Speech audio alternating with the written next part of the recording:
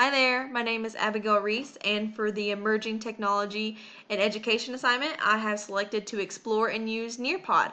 I'd hoped to let the instructor go through this at their own pace until I realized once I'd completed the assignment that I could only, with the plan I had, I could only complete it at a live lesson instead of a student-paced lesson. So in order to show everything that it does, I actually have my mom on a separate desktop working through the assignment because whenever I move this slide as the instructor, her slide moves as well.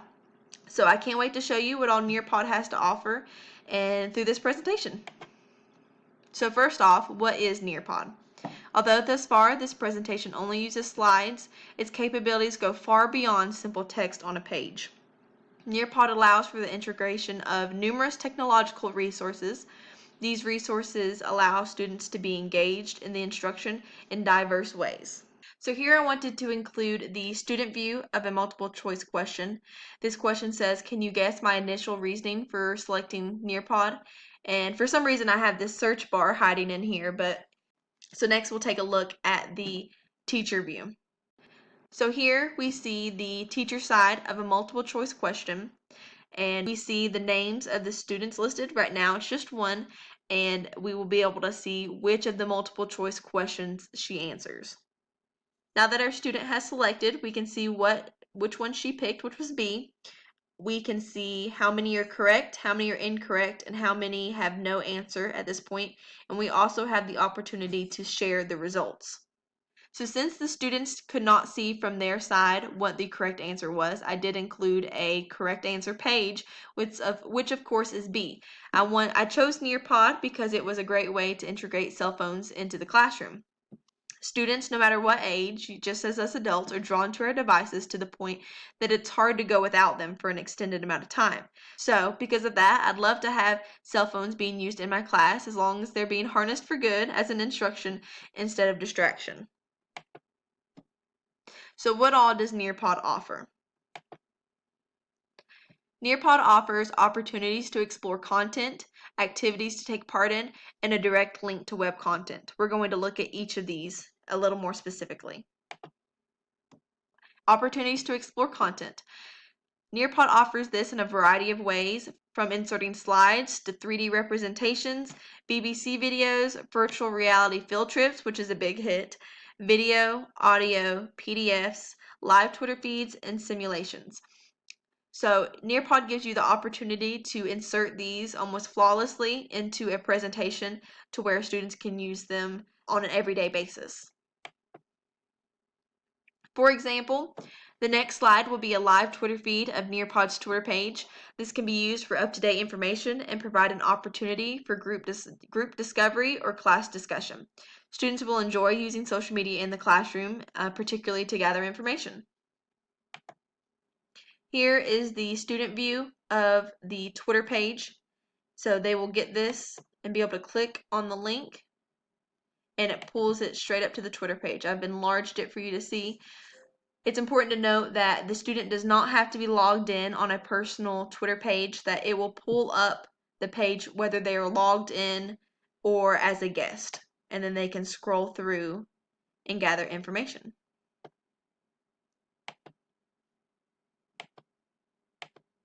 Another example, the next slide is a simulation. This is a great way to engage students either for review or applying new knowledge. There are simulations composed of math and science activities ranging from elementary up to high school. The activity I chose is focused on fractions. So the instructions may include something like drag the two fraction samples that represent the same value to the circles, then check your answer. For the simulation, it actually has the same view on the teacher side as it does the student side. So I will click on one. We'll do level 1. And so you can just slide the same values and check your answer.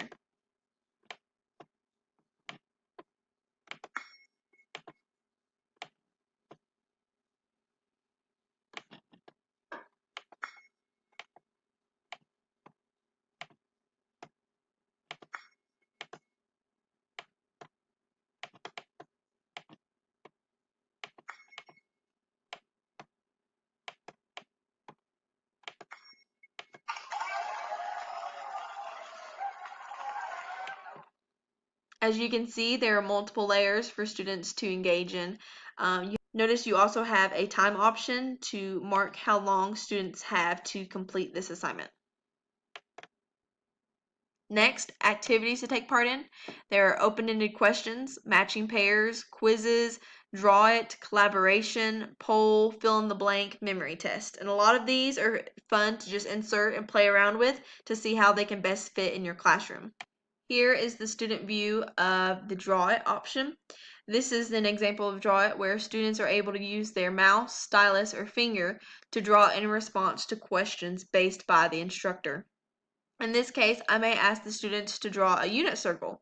So instructions might include asking for the student to construct lines, to note the angle measurements, or label the endpoints.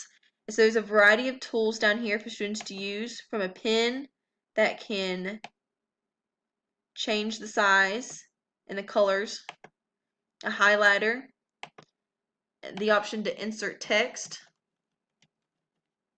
as well as the color of the text, and then location. They can also insert a picture. They can browse from the files or use Google Images, and then of course an eraser. So next we'll look at the teacher view. So here now we can see the draw it from the teacher view. You can see the image that I dropped in as the teacher, which is a basic circle cut into fourths, and then we see our student, which is awaiting the drawing. Note that you will not be able to see the student's progress until they submit the page. So now that we have the student's response, we can click on it, and we also have the option to share that student's work. So on this page, I wanted to show the student view of the open-ended question. I could ask a variety of questions here, and I even have the option to use language helpful for my math classes because they provide a toolbar. So here we see f prime of x equals x to the fourth plus 6. I can use this to ask mathematical questions, but for this presentation, my question, which is blocked by this search bar, says, so I'll ask, what do you think of this presentation so far? Next, we'll look at the teacher side of it. So here we have the teacher side of the open-ended question. We have the student's name listed, as well as their answer and a participation percentage. Now that we have the result from the student, we have the option to share any answers. Next, we have a direct link to web content. In case there wasn't enough options to engage students with content thus far, Nearpod allows the instructor to plug in any content from the web. The next slide takes the students to the open educational resource I developed earlier in this course. Here I've included the student view of the link. Just like Twitter, the students can scroll over here and click the link, enlarge the page, and then you have the textbook. It's important to note, even while students are on this page, if I, as the teacher, were to click on the next slide, it would pull Nearpod back up and continue the presentation. Some other notes. On the positive, Nearpod is available via smartphone, tablet, or computer. It is very accessible since most students, high schoolers, the age I'd like to teach, have smartphones. If not, having a few computers on hand is possible if this is a weekly activity. The program is cost efficient and comes with dozens of pre-made customizable lessons. And when I say cost efficient, there is a basic plan, as I mentioned at the start of this, that is free for teachers.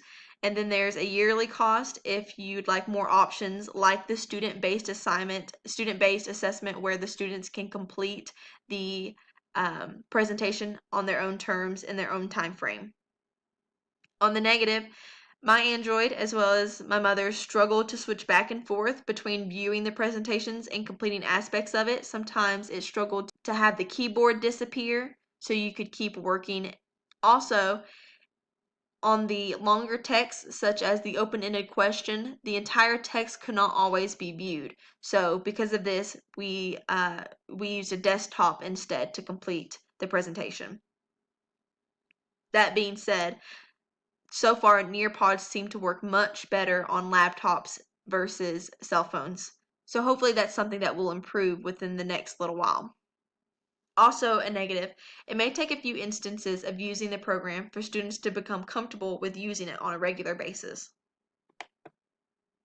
So, in summary, Nearpod provides dozens of features that allow educators to present information in an interactive and engaging way. The fact that students can read, watch, listen, and be hands-on with course content enables students for optimal understanding, retention, and application. It also greenlights a variety of ways to express knowledge. That being said, thank you so much for viewing. I hope you enjoyed this presentation.